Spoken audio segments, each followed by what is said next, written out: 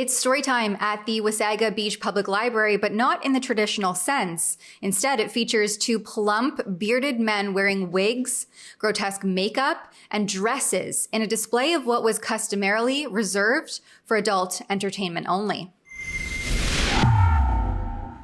Tamara Ugolini here with Rebel News to bring you a snapshot of the current phenomenon that is showcasing drag queen storytime to children at publicly funded institutions and public libraries. This particular story comes from a small town in Ontario called Wasaga Beach. It is a renowned tourist destination with one of the world's longest freshwater beaches. But in today's report, I am going to show you a social media post from this library where they took to Facebook to publish the following advertisement. It's story time, the post reads. Join us for an extra special event with our amazing guests, Faye and Fluffy, drag artists and child educators who will inspire a love of reading while teaching important lessons about diversity, self-love, and appreciation for others. All ages are welcome. Come join us. Hashtag Faye and Fluffy, hashtag storytime, hashtag diversity, hashtag self-love, and hashtag appreciation. The Eventbrite page and registration form welcomes people to join the library for Pride Month activities in the park, followed by story time with dynamic drag artists Faye and Fluffy. The event is to take place on Friday, June the 2nd from 11 a.m. to 1 p.m. Here's a video about the drag performers from 5 years ago by the magazine Today's Parent that is featured on the Eventbrite listing. My name is John Paul Kane. I am a school teacher currently teaching kindergarten.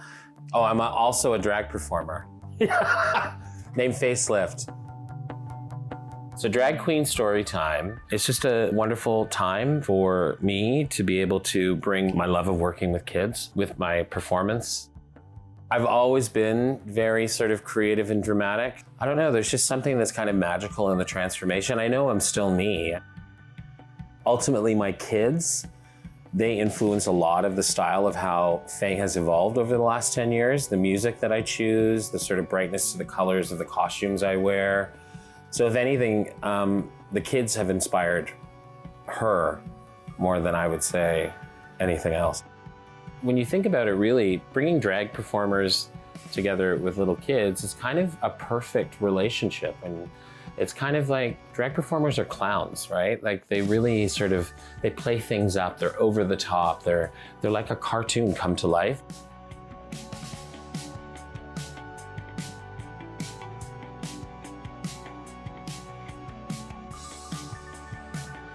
Welcome to Faye and Fluffy's story time. Reading is fundamental. I'm hoping what the kids get out of coming to story time is an opportunity to see that things that are different aren't scary, that things that are different are amazing. That's kind of what is so incredible about the reading, is that you get families from all sort of backgrounds and experiences and relationships and gender identities and everything, and to see that diversity in people is what needs to be celebrated. And the more that we're exposed to that, the more comfortable we become with each other. The grassroots aspect of what this is that you're giving these little morsels of stuff to these kids who are really honestly some of the most powerful teachers that are out there in the world. So I'm hoping that it's like, dropping a stone in the pond and then it just ripples out. As mentioned in that video, JP Kane is a kindergarten teacher within the Toronto District School Board who performs, obviously, in drag. Here he is on Breakfast Television 4 years ago, confirming this teaching position with his now partner, which they've now formed this dynamic drag artist duo. Well, I've been teaching with the TDSB for over 20 years. I'm currently a kindergarten teacher. Hello to my kids. I'll be heading in shortly after this. Late pass. Don't be late. And I have been doing childcare since I was a teenager and had a home daycare for a little while. And we're just friends that got together and did this, and it's been amazing. So is it readings through schools? Is it readings through what sort of program can families participate? We do them in the community. So we have our monthly that we have a special guest come to visit. And then we've had a lot of opportunities to do other things. We did Field Trip Music Festival. We've been to the AGO, the ROM last weekend. So lots of people just keep on asking us to do it. This dynamic duo also hosts The Fabulous Show with Faye and Fluffy. It's described as a storytime cabaret variety show for preschoolers. It's hosted by Family Junior, originally a Disney subsidiary that is now part of the Canadian Family Channel. On the Family Junior channel website, it says that its shows are meant to capture young hearts and minds and inspire imagination and creativity. Chosen family are when people who are not related treat each other like family. Wow, that sounds great. It is. And like so many other families, there's a lot of love to go around. You and Fuzz and Moogie all love and accept each other.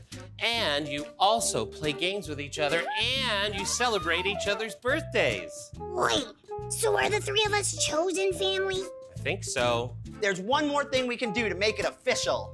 All right, so let's get back to the Wasaga Beach Public Library because they are getting ratioed in the comments, with many from the community asking why this is necessary or appropriate. One commenter says that gender ideology should not be taught to children, period.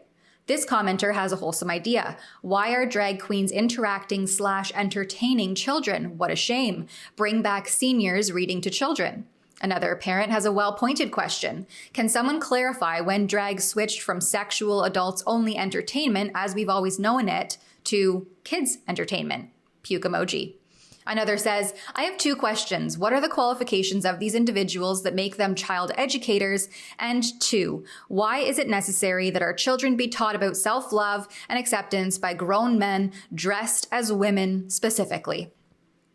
The library responds that they're happy to answer their questions. Faye works as a kindergarten teacher for the Toronto District School Board, and Fluffy works as a childcare provider. It certainly is not a necessity, it is a choice to attend or not, but it does provide a fun and entertaining environment for families to learn about diversity, inclusion, and love for all types of people. Now, if only there were some other way to learn about diversity, inclusion, and love for all types of people without featuring washed up old men dressing inappropriately, appropriating highly sexualized female features with grotesque hair, makeup, and attire. For Rebel News, I'm Tamara Ugolini. This slippery slope of promoting weird sexual deviances and fetishes to children is part of why we launched a petition campaign at keepkidsspacessafe.com. If you would like to assist our efforts in keeping kids' spaces safe by fighting this cult's obsession with turning public spaces into playgrounds for sexual weirdness, then please head over to that website at keepkidsspacessafe.com.